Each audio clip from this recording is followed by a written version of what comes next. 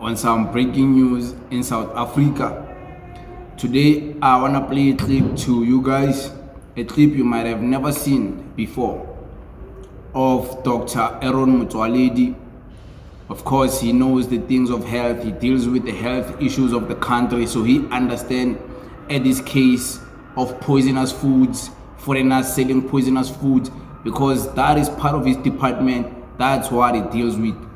And I want to play a video. I want you to observe what he's gonna say. He said a lot of things, interesting things, a lot of information you have never heard before, speaking about chemical agents. And when you research what is a chemical agent, it's plenty of things you're gonna find out. But I want you to hear from him. He was interviewed by the SABC. Well, I play a clip now. But you have to pay attention and you have to understand what he's saying, because this is very important. Take a listen. All right, let's look at the issue of the suspected food poisoning cases and speak to Health Minister Dr. Motsoaledi about these recent incidents and what does he believe is at play here. He joins us live now. Minister, good evening to you and thank you so much for your time this evening. How concerned are you firstly about these incidents? Good evening, Bongi. Good evening to the listeners and viewers. We are very, very deeply concerned. I mean, this thing is spreading very fast around the country. People have already died. It is definitely very concerning. And when it comes to what is at play, what are you suspecting? Well, we brought together all the stakeholders which have been in the field, who in one way or the other have got some mandate in terms of the law to this whole issue. We brought them together and they gave us their reports about exactly what is that which they know, which they found out. And we reached the conclusion that we could be dealing with a chemical agent here and that we must work fast around the clock to identify it and take whatever action. And that's what we are doing at the present moment. We have got 80 environmental health practitioners, people who used to call health inspectors, from both Department of Health and the city of Gauteng, who are now on the field in Naledi, in Soweto, to try and trace this chemical, which we think is the cause of all these problems. You say in your statement, and I'm quoting, these increasing incidents in black communities have led to an unfortunate and unsubstantiated perception that authorities are turning a blind eye to this crisis and seem not to care about what is happening to citizens. Why do you say that? Well, because I had many people saying so over the media. Not realize. That's why I outlined each of the 5 departments or institutions there. What is that they've been doing? I think it's because we never called the press conference, or they never called the press conference to say this is what we are doing and this is what we know up to so far. For instance, right from the time the report about the kids in Naledi was heard. And it'll be interesting to speak to him as well to see what happens then. But before I let you go, there's something that you've written in the statement that you've released that I'd like us to talk about. You say the national structure responsible for coordinating the security of the state, and that is the net joints, is treating these incidents as a potential threat to the security of the country and its citizens. Tell us more. Well, because if you see people being affected in such a lot, for such a wide area. Today is Soweto, then the following day is Bronkhorstspruit, then Hammanskraal, as you're saying, is Ralishiwe. And because we have reached a conclusion that this might be a chemical agent, we don't know the nature of that chemical agent, and because we don't know it, we believe that may put the security of the state at risk.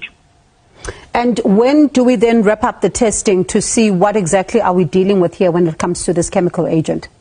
Our inspectors are taking samples as taught and instructed by the NICD on how to take samples when you are searching. And then from there, they will be sent to laboratories. It all depends when they finish, but also what the laboratories, how fast the laboratories can go, can work. I don't really have an answer for that now. Yeah. We'll hear from the laboratories once the samples are handed in. Minister, appreciate your time. Thank you. And let's see what becomes the results then. Thank you so much for talking to us this evening. Appreciate it. And it'll be an interesting conversation as well with the COCTA Minister to also get a sense from his vantage point on these regulations. And you heard him, right?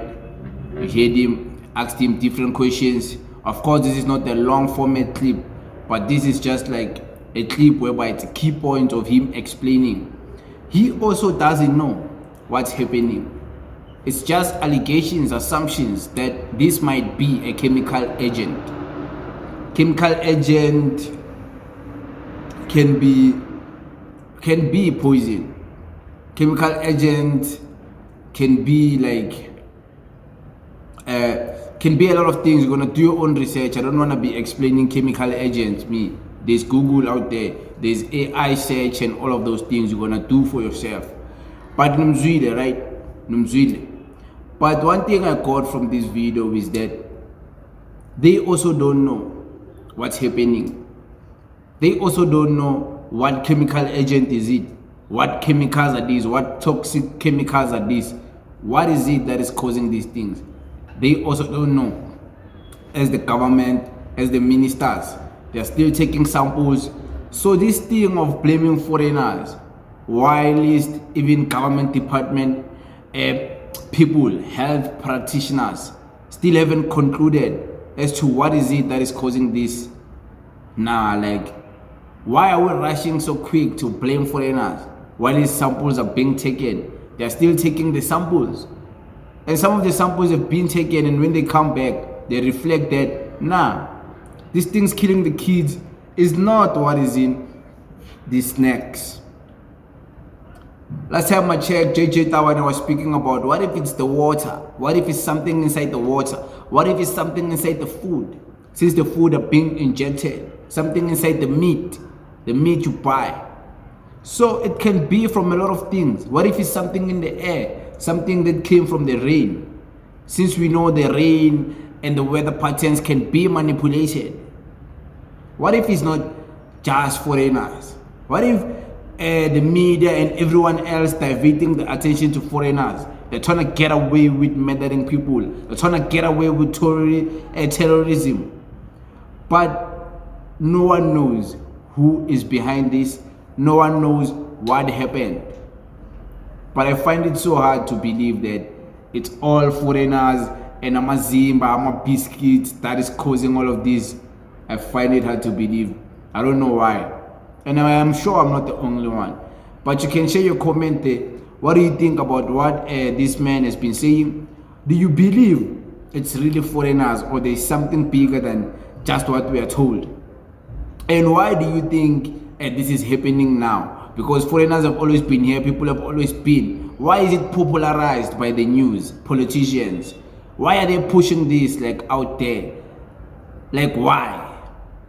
Is there something more that we don't know? Is there some hidden agendas we don't understand? We don't know what's going on. Maybe you can shed light to us and tell us there in the comment section. In the meantime, it is what it is. Thank you very much.